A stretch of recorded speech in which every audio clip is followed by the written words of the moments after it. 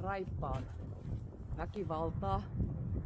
Yhä vaan monelle raipan käyttö on vääränlaista.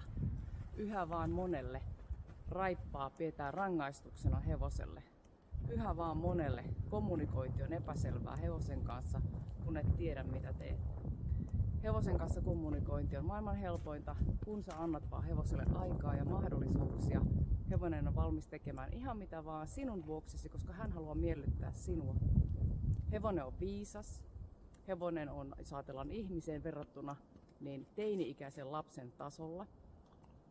Ja sen kognitiivinen puoli on kehittynyt noin 5,5-vuotiaana, jolloin sen ymmärtämiskapasiteettikin on aivan loistava. Mutta kaikki lähtee sun omasta peilikuvasta, minkälainen kehonkieli sulla on, miten sä kommunikoit hevosen kanssa. Jos sä tulet väkivallalla, aggressiolla, huonotuulisena hevosesi lähelle, ei se halua olla sellaisen ihmisen lähellä.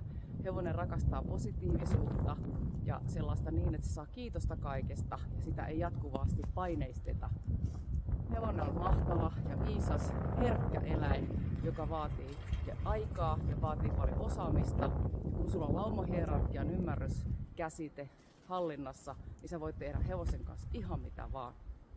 Raippa on työkalu, mutta raippa on monelle ase, jolla vääristetään se raipan käyttökin. Sitä ei tarvita edes hevosen kanssa. Kun hevonen haluaa olla sun kanssa, se tekee ihan mitä vaan ilman mitään hilavitkuttimia. Ja tämä on vain sierätystä. Tämä on vain sellainen, että sä opetat hevosta olemaan rohkea ja se ei käytä niitä aisteja, mihinkä se on rakennettu.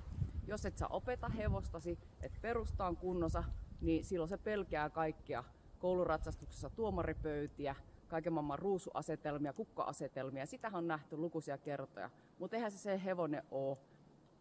Ja sehän on vain hevonen, se ei ole hullu hevonen, vaan se on ihan se peilikuva siitä, mihin se on opetettu.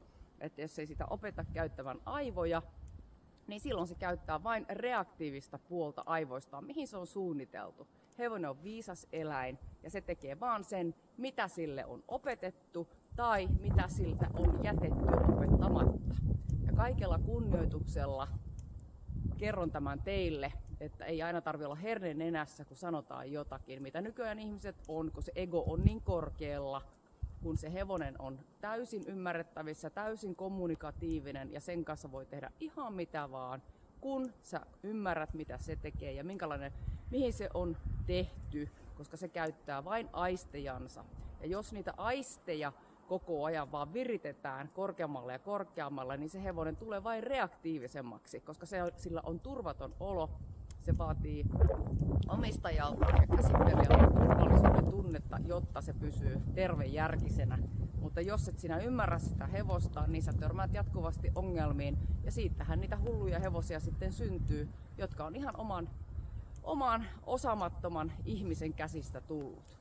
Ja kaikkea on saatavilla, maailma on täynnä tietoa niille, ketkä etsii. Mutta se, että ne ei toimi nappia painamalla ja niin, että joku joskus on sanonut ja mulla on ollut 50 vuotta hevosia, se ei kerro vielä yhtään mitään, vaan se hevonen on sun peilikuva. Kaikella kunnioituksella.